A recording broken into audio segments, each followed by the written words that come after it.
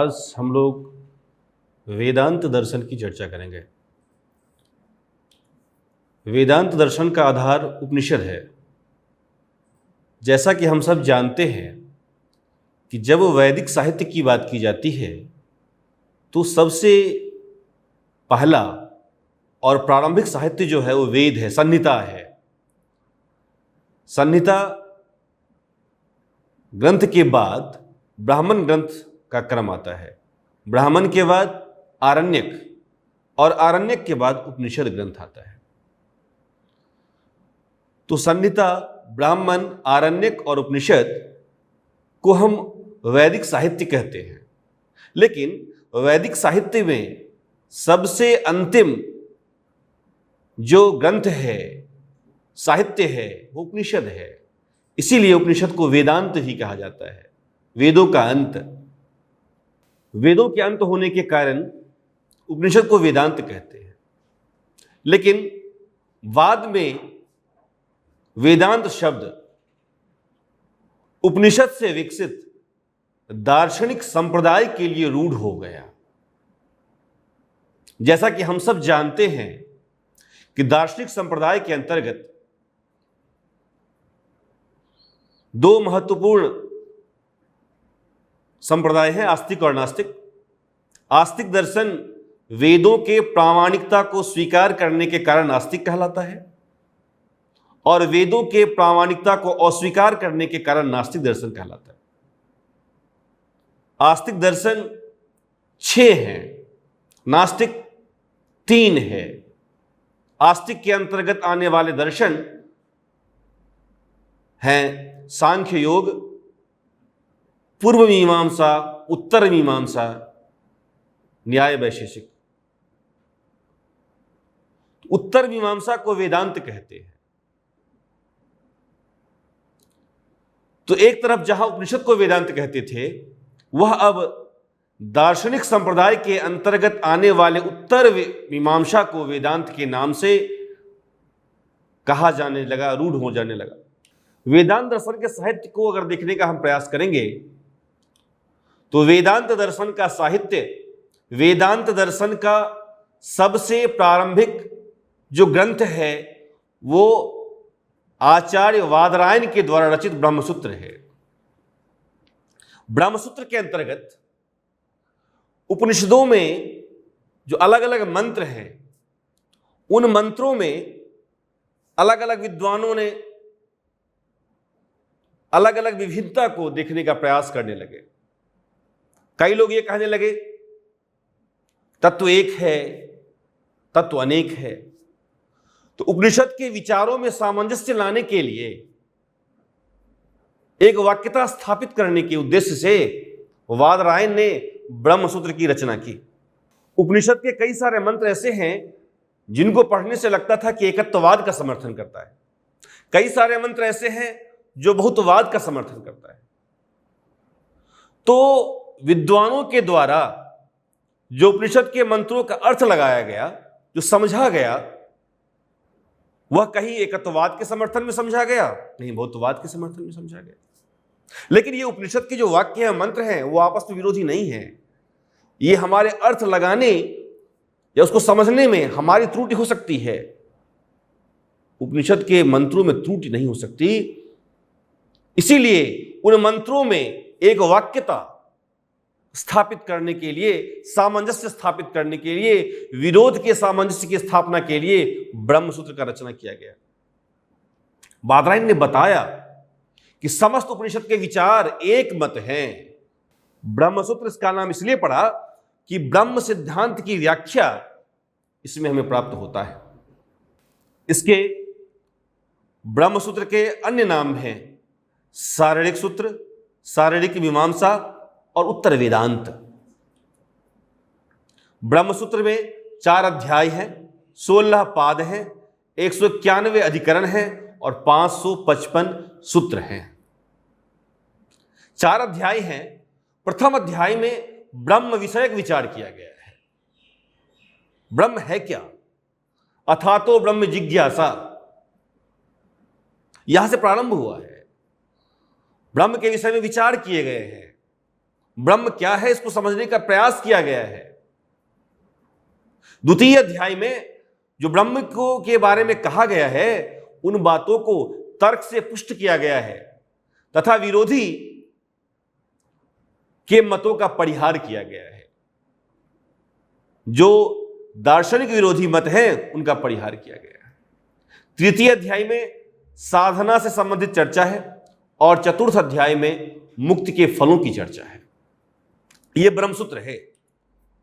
इसके बाद जैसा मैंने चर्चा किया पहले कि उपनिषद के दर्शन की, वादरायण के दर्शन की अलग अलग प्रकार के मतों से व्याख्या की गई।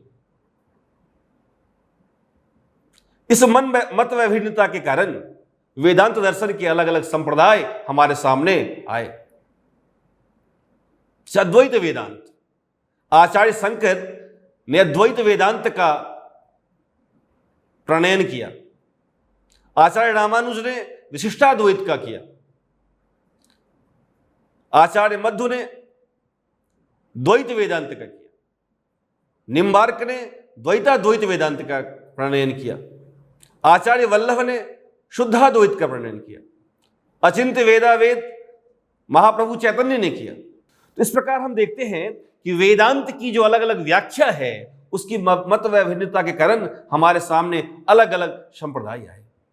संप्रदाय भेद का कारण क्या हो सकता है, इसके बारे में चर्चा करते हुए हम पाते हैं कि वेदांत दर्शन का जो मुख्य विषय है वह है कि जीव और ब्रह्म के बीच का संबंध क्या है, सत्य क्या है। इस तथ्य को समझने का प्रयास अलग अलग संप्रदाय ने अलग अलग प्रकार से किया है। तो सत्य को समझने का जो प्रयास अलग अलग तरीके से किया गया है, अलग अलग प्रकार से किया गया है, यही प्रकार संप्रदाय भेद का मुख्य कारण है। जैसे हम देखते हैं कि आचार्य शंकर यह मानते हैं कि जीव और ब्रह्म दो नहीं है। जीव और ब्रह्म दो नहीं है अर्थात अद्वैत है। रामानुज के अनुसार एक ही ब्रह्म में जीव और प्रकृति विशेषण के रूप में रहते हैं। अब देखिए, अद्वैत है लेकिन विशिष्ट है तो विशिष्टाद्वैत हो गया। मध्व जीव और ब्रह्म को दो मानते हैं, जीव अलग सत्ता है, ब्रह्म अलग सत्ता है, इसलिए द्वैत हो गया। निम्बार्क जीव और ब्रह्म को दो दृष्टि देखते हैं। कई दृष्टि में कहते हैं कि जीव और ब्रह्म एक है और कई में कहते हैं कि जीव और ब्रह्म भिन्न भिन्न है, इसलिए द्वैत भी है और अद्वैत भी है, तो द्वैताद्वैत हो गया। तो इस प्रकार हम देखते हैं कि वेदांत की जो व्याख्या है तत्वों के संदर्भ में वो अलग अलग प्रकार से है, मतांतर है। वही मतांतर उनके संप्रदाय भेद का मुख्य कारण है। अब हम बात करते हैं वेदांत दर्शन में सबसे ज्यादा जो प्रभावशाली है और पूरे विश्व में जिसको सबने दर्शन के रूप में अपनाया, सबने पढ़ा, वो अद्वैत वेदांत है। आचार्य शंकर को हम लोग प्रमुख आचार्य के रूप में जानते हैं, लेकिन शंकर से पहले भी कई सारे आचार्य वहां हैं। लेकिन वेदांत की प्रतिष्ठा इस रूप पे है कि जब हम भारतीय दर्शन की बात करते हैं तो संपूर्ण विश्व में अद्वैत वेदांत का वो लोग जरूर चर्चा करते हैं। तो अद्वैत वेदांत का सबसे पहला जो ग्रंथ है वो गौड़पाद, आचार्य गौड़पाद हुए हैं 300 ईस्वी के आसपास। उन्होंने मांडुक्य कारिका लिखी। तो मांडुक्य कारिका आचार्य गौड़पाद के द्वारा लिखा गया। आचार्य गौड़पाद के बाद आचार्य शंकर आते हैं 700 ईस्वी के आसपास, और आचार्य शंकर ने ब्रह्मसूत्र के ऊपर एक भाष्य लिखा, सारणिक भाष्य के नाम से प्रसिद्ध है। और आचार्य शंकर ने उपनिषद के ऊपर भी भाष्य लिखा, दशो उपनिषद के ऊपर भाष्य लिखा, श्रीमद् भगवद गीता के ऊपर भाष्य लिखा। इसके अलावा विवेक चूड़ामणि, उपदेश हस्त्री इत्यादि इनके महत्वपूर्ण कार्य हैं। आचार्य शंकर की प्रतिष्ठा अद्वैत वेदांत की स्थापना में बहुत अप्रतिम है। आचार्य शंकर के बिना अद्वैत वेदांत की कल्पना अपने आप में अधूरी है। उनका सबसे महत्वपूर्ण मत यह है कि ब्रह्म सत्य है, जीव उससे अभिन्न है, जीव और ब्रह्म दो नहीं है और ये जगत मिथ्या है। तत्व जो है ब्रह्म, जिसकी वास्तविक सत्ता है, जिसकी वास्तविक सत्ता है, जो सत्य है, चित है, आनंद स्वरूप है, वो उत्पत्ति और विनाश से रहित है। ब्रह्म नित्य है, ना तो ब्रह्म उत्पन्न होता है ना उसका नाश होता है। इसके बाद शंकर के आचार्य शंकर के शिष्य है पद्मपाद। पद्मपाद ने शारीरिक भाष्य में चतुसूत्री पर्यंत भाग पर पंचपादिका नामक व्याख्यान का प्रणयन किया है। यह जो ग्रंथ है पंचपादिका, यह विवरण प्रस्थान का प्रतिपादक ग्रंथ माना जाता है। इसके बाद सुरेश्वराचार्य हुए हैं। सुरेश्वराचार्य शंकराचार्य ने जो उपनिषद पे भाष्य लिखा है, उन भाष्यों के ऊपर वार्तिक ग्रंथों का प्रणयन किया है और नैष्कर्म्य सिद्धि नाम से एक शांकर भाष्य पर स्वतंत्र ग्रंथ रचना किया है। इसके बाद सर्वज्ञात्म मुनि हुए हैं। सर्वज्ञात्म मुनि ने शारीरिक भाष्य पर पद्यमय व्याख्यान लिखा है, जिसका नाम संक्षेप शारीरिक नाम से वह विख्यात है। इसके बाद आनंद गिरि जी हुए हैं। आनंद गिरि जी शारीरिक भाष्य पर न्याय निर्णय टीका लिखा है। इसके अनंतर वाचस्पति मिश्र है। वाचस्पति मिश्र के बारे में हम सब जानते हैं कि वाचस्पति मिश्र सर्व तंत्र स्वतंत्र है। चूंकि वाचस्पति मिश्र सांख्य, योग, न्याय सब पे उन्होंने कुछ लिखा है। वेदांत पे भी उन्होंने लिखा है। वेदांत पे उनकी टीका भामती बहुत प्रसिद्धि को प्राप्त किया है। भामती टीका पर अमलानंद ने कल्पतरु और अप्पय दीक्षित ने परिमल टीका लिखी है। इसके अनंतर प्रकाशात्मा यति ने पंचपादिका पर विवरण नाम से ग्रंथ लिखा है तथा शाब्द निर्णय, शाब्द बोध के ऊपर एक स्वतंत्र पुस्तक लिखी है।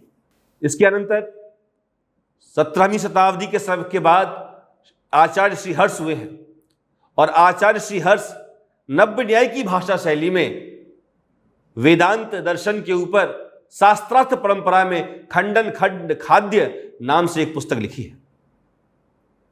इसके बाद आचार्य विद्यारण्य हुए हैं, जिन्होंने पंचदशी, विवरण प्रमेय संग्रह, जीवन मुक्ति विवेक, वयसिक माला आदि ग्रंथों की रचना किया है। सदानंद योगींद्र का वेदांत सार वेदांत दर्शन में प्रवेश की सबसे प्रारंभिक पुस्तक है। प्रकरण ग्रंथ है, लेकिन अगर आप वेदांत दर्शन में प्रवेश चाहते हैं तो वेदांत सार के बिना वह संभव नहीं है। उसके बाद वेदांत दर्शन के प्रमाण मीमांसा के ऊपर वेदांत दर्शन में जो 6 प्रमाण हैं, 6 प्रमाण को लेकर के धर्मराजा धुरंधर ने वेदांत परिभाषा नाम की एक पुस्तक लिखी है, जो बहुत ही महत्वपूर्ण है। अगर वेदांत दर्शन के प्रमाण मीमांसा को हम जानना चाहते हैं तो धर्मराजा धुरंधर द्वारा विरचित जो वेदांत परिभाषा है उसको पढ़े बिना संभव नहीं है। इसके बाद सबसे महत्वपूर्ण प्रश्न है सत्ता के विषय में।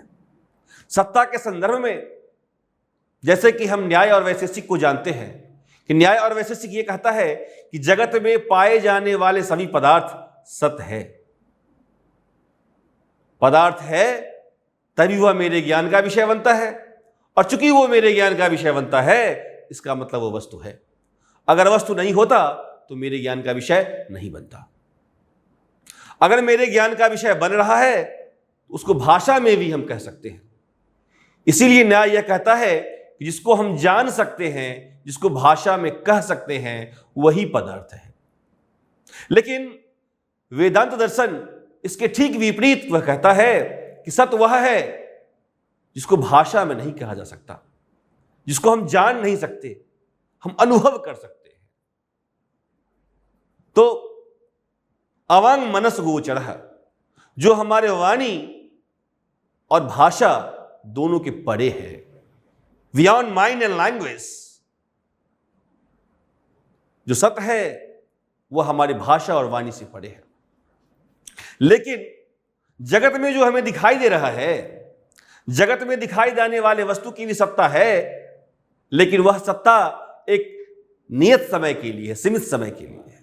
इसीलिए सत्ता के संदर्भ में शंकर ने कहा है कि सत्ता 3 प्रकार के होते हैं: प्रातिभाषिक सत्ता, व्यावहारिक सत्ता और पारमार्थिक सत्ता।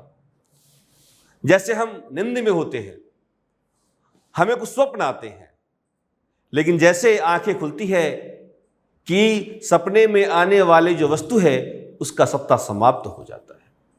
तो नींद खुलते ही वस्तु का सत्ता समाप्त हो गया।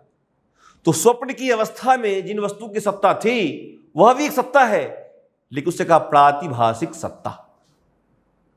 जगत में हमारे सामने टेबल, कुर्सी, मेज, ग्लास से जो वस्तुएं हैं, इन वस्तुओं का हम उपयोग कर रहे हैं, ये वस्तु है, सत्य है, लेकिन ये व्यावहारिक सत्ता है।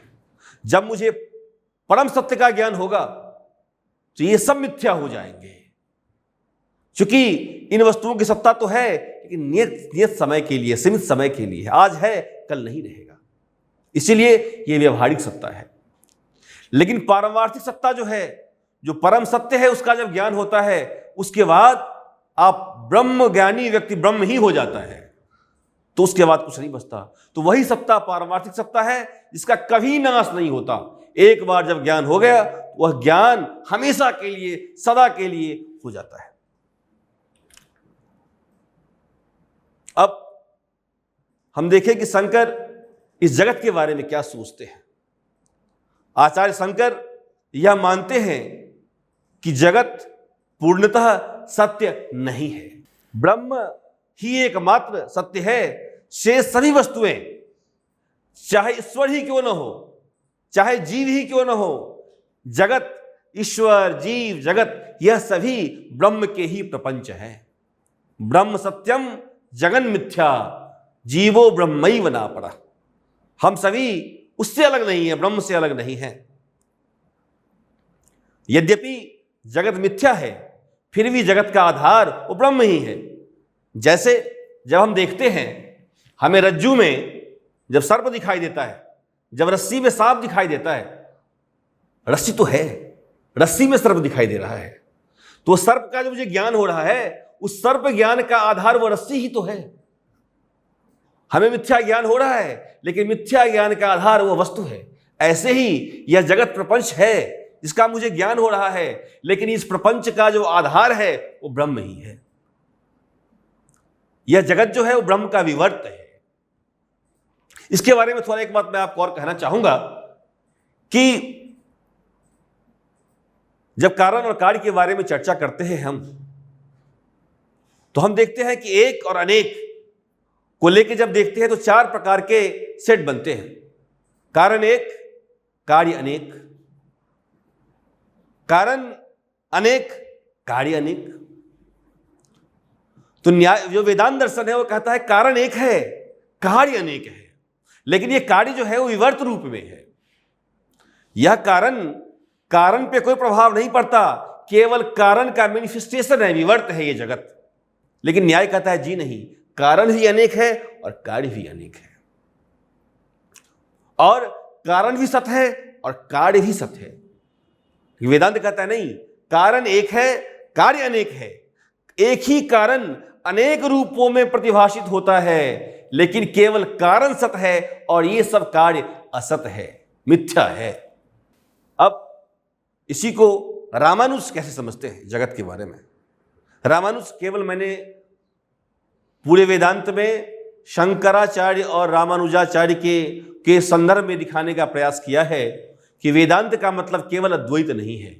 वेदांत का मतलब, वेदांत के 10-11 संप्रदाय हैं, सब में पूरे वेदांत की अलग अलग प्रकार से व्याख्याएं की गई है। इसीलिए अद्वैत, निसंदेह आजकल अद्वैत को ही वेदांत के रूप में हम लोग समझने लगे हैं, लेकिन वेदांत के अलग अलग संप्रदाय की अलग अलग प्रकार की महत्ता है, आपके सामने केवल मैं दो आचार्यों को यहाँ उद्धृत कर रहा हूँ समझने के लिए और ये शंका मिटाने के लिए कि वेदांत के अलग अलग संप्रदाय किस प्रकार है। अब जगत के विषय में रामानुज का क्या मत है? जैसे अद्वैत वेदांत में शंकर कहते हैं जगत मिथ्या है, कि रामानुज कहते नहीं जगत सत्य है। और आचार्य शंकर कहते हैं कि ब्रह्म एक है और उसी वही ब्रह्म जगत के रूप में प्रतिभाषित होता है, जगत विवर्त के रूप में हमारे सामने दिखाई देता है।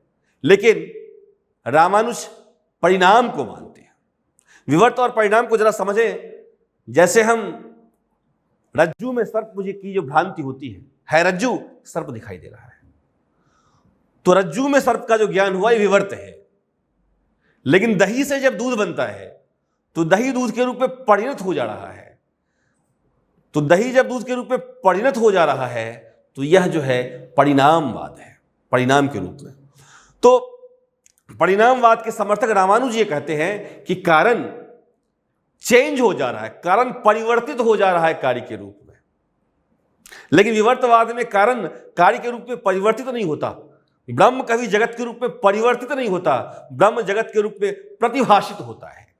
लेकिन रामानुज कहते हैं कि जो ब्रह्म है वो जगत के रूप में परिवर्तित हो जाता है। जिस प्रकार कारण ब्रह्म सत्य है उसी प्रकार कार्य जगत भी सत्य है। यह रामानुज का मत है। आचार्य शंकराचार्य, जब शंकराचार्य जो ब्रह्म के विवर्त के रूप में इस जगत को मानते हैं, तो ब्रह्म के विवर्त को स्थापना के लिए माया तत्व को लाते हैं। और वह कहते हैं कि जैसे हम कोई टॉर्च है और टॉर्च में ऊपर से अगर लाल कपड़े को दे तो सामने लाल रोशनी दिखाई देगी, ब्लू कपड़े को देंगे तो ब्लू रोशनी दिखाई देगी। तो टॉर्च तो एक ही है, लेकिन जो कपड़े अलग अलग हैं, लाल ब्लू अलग अलग रंग, वो अलग अलग प्रकार के रंग के प्रकाश को आपको सामने दिखाई देंगे। उसी प्रकार से ब्रह्म एक है। वो ब्रह्म को जब माया ब्रह्म के सामने आती है तो ब्रह्म के कारण आपको वो ब्रह्म अलग अलग वस्तुओं के रूप में आपको अलग अलग वस्तुओं के रूप में आपको दिखाई देती है। तो माया इनके यहाँ बहुत ही महत्वपूर्ण माया है, भाव रूप है माया का। अगर माया नहीं होता तो जगत की विविधता को, जगत की जो वैविध्य है इसको हम नहीं देख पाते। माया अनादि है, माया सत्वी है। अगर माया नहीं होता तो जगत में नाना प्रकार के वस्तुओं को हम नहीं देख पाते। माया असत भी है। अगर माया असत नहीं होता तो जगत में जो नाना प्रकार का भेद है ये कभी समाप्ति नहीं होगा, हमेशा नाना प्रकार के भेद दिखाई देंगे। जो इसके द्वारा, माया के द्वारा जो हमारे सामने अलग अलग वस्तुएं दिखाई दे रही है ये नित्य हो जाएगा।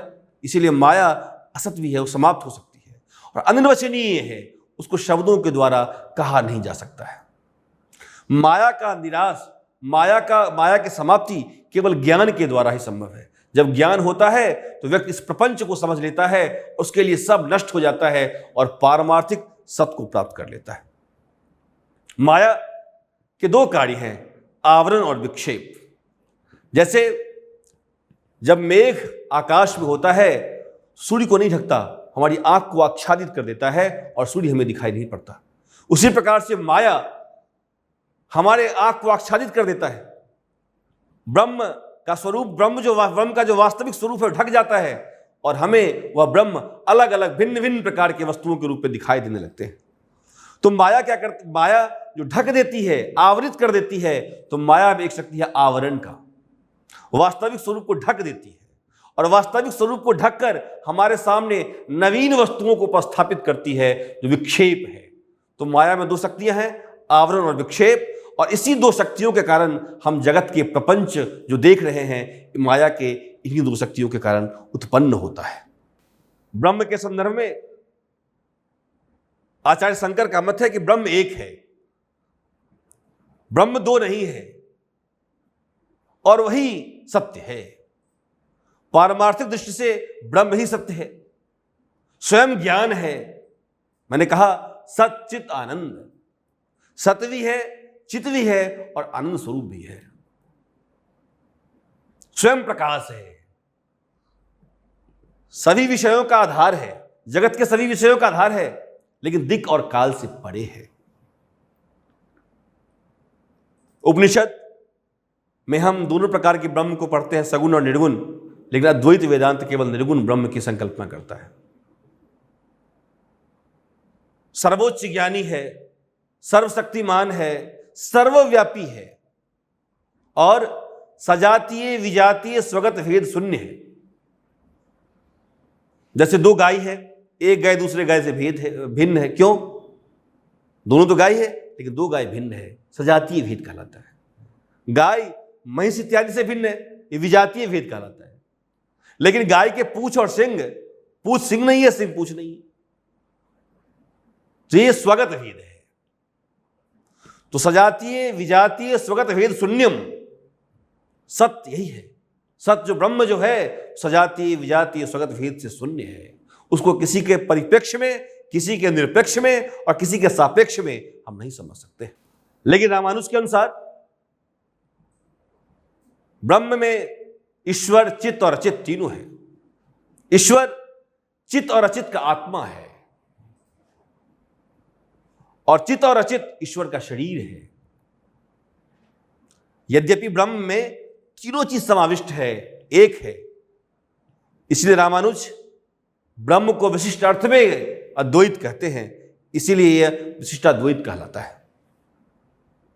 अगर शंकर और रामानुज में हम तुलनात्मक अध्ययन करें तो शंकराचार्य का ब्रह्म निर्गुण है, रामानुज का ब्रह्म सगुण है। आचार्य शंकर ब्रह्म को सभी प्रकार के भेदों से शून्य मानते हैं, जबकि रामानुज स्वगत भेद वाला मानते हैं ब्रह्म को। आचार्य शंकर ब्रह्म और ईश्वर को भिन्न मानते हैं, ईश्वर को भी अविद्या का परिणाम मानते हैं, जीव को भी अविद्या का परिणाम मानते हैं। उसकी भी सत्ता माया के कारण है। लेकिन आचार्य रामानुज ईश्वर और ब्रह्म को एक ही सत्य के रूप में व्याख्या करते हैं। आचार्य शंकर विवर्तवाद को मानते हैं, लेकिन रामानुज ईश्वर को ब्रह्म के रूप में स्वीकार करते हैं।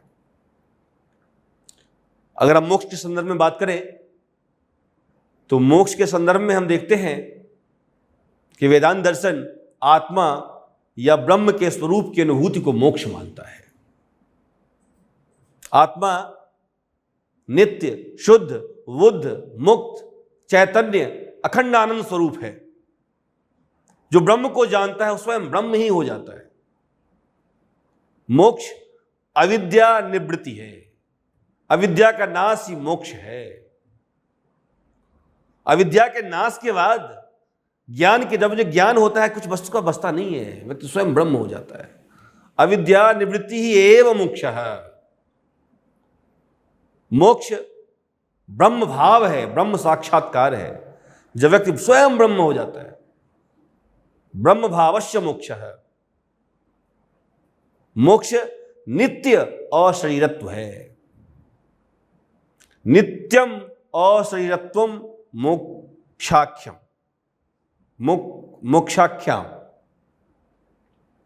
चूंकि दर्शन का यह मानना है कि शरीर इत्यादि, आत्मा जब शरीर इत्यादि संयुक्त होती है, संयुक्त का कारण उसका पूर्व जन्म के कर्म इत्यादि हैं। जब उसका नाश, अज्ञान है, जब उसका नाश हो जाता है तो व्यक्ति स्वयं के स्वरूप को पहचान लेता है। तदा दृष्टु स्वरूपे अवस्थानम, स्वयं में अवस्थित हो जाता है, स्वयं के रूप में हो जाता है, और वही मुक्ति है, वही मोक्ष है। रामानुज के मत में कर्म और ज्ञान दोनों मोक्ष प्राप्ति के साधन हैं। अद्वैत में साधन नहीं है, ज्ञान ही मुक्ति है, और यहाँ कर्म और ज्ञान मोक्ष के साधन है। तो इस प्रकार हम देखते हैं कि पूरे दर्शन में, पूरे वेदांत दर्शन में कैसे अलग अलग संप्रदाय अलग अलग प्रकार से उसकी व्याख्या करते हैं। जीव जगत, जीव और जगत के बीच में संबंध, ब्रह्म और जीव के बीच का संबंध, और उनके बीच में जो मत भिन्नता है, उसी के आधार पर संप्रदाय का विभाजन हुआ है। तो यह वेदांत दर्शन को हम केवल एक चश्मे से नहीं देख सकते, केवल एक संप्रदाय के दृष्टिकोण से नहीं देख सकते। संपूर्ण दर्शन को, अगर वेदांत दर्शन को समझना है तो अलग अलग मतों, संप्रदाय भेदों, उसके मत भिन्नता और उसके प्रीसपोजिशंस के बेस पे हम समझ सकते हैं।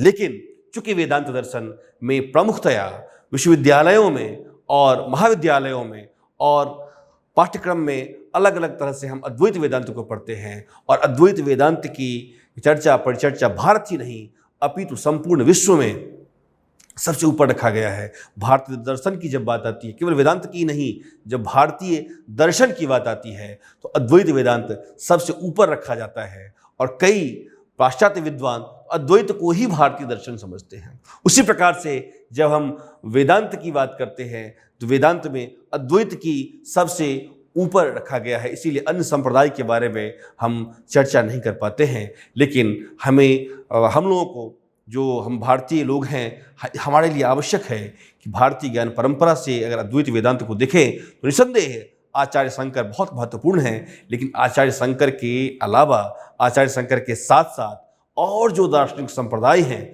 जो अद्वैत वेदांती हैं, अद्वैत का विस्तार शब्दाद्वैत भर्तृहरि तक, व्याकरण शास्त्र तक पहुंच गया है।